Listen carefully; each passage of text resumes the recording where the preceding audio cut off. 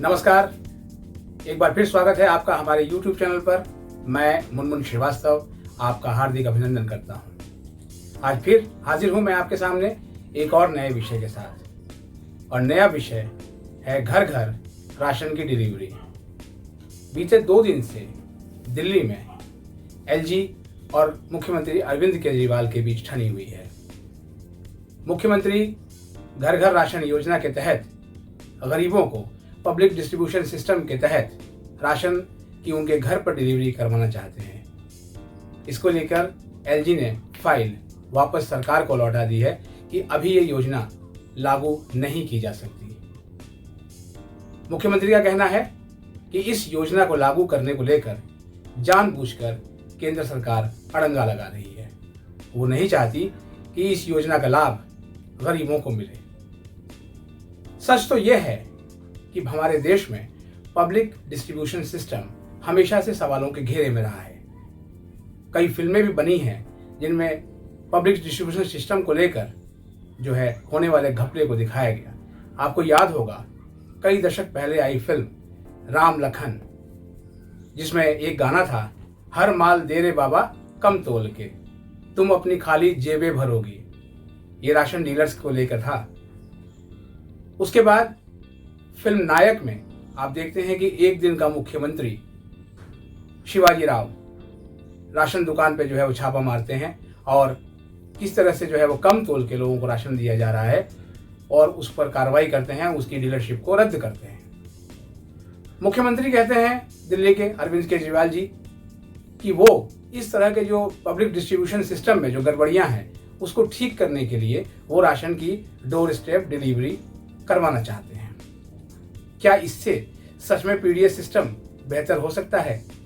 मुझे लगता है नहीं। क्यों? क्योंकि यदि सरकार इस योजना को लागू करती है तो घर घर राशन कैसे पहुंचेगा? क्या ये राशन सीधे सरकार पहुंचाएगी? नहीं।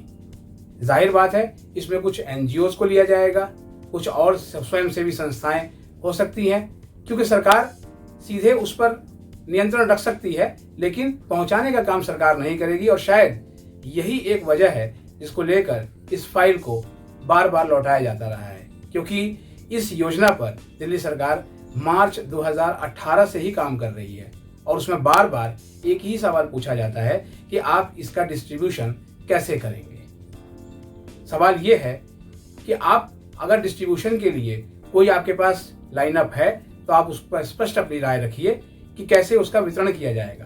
पीडीएस सिस्टम में पहले चावल में कंकड़, गेहूं में भूसा और चीनी में कुछ कुटकियां होती थी, उनका भी वजन होता था और छोटे छोटे वजन से मिलके जो है गरीबों का जो हक है, उनका जो राशन है वो मारा जाता था। क्या गारंटी है कि जो लोग राशन की सप्लाई करेंगे घर घर वो गुणवत्ता का पूरा ध्यान रखेंगे?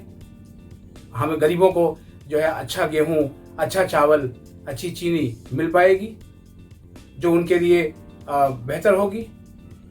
लेकिन इस पर नजर कौन रखेगा? क्या सरकार एक एक घर में पूछने जाएगी कि उसको अच्छा राशन मिल रहा है?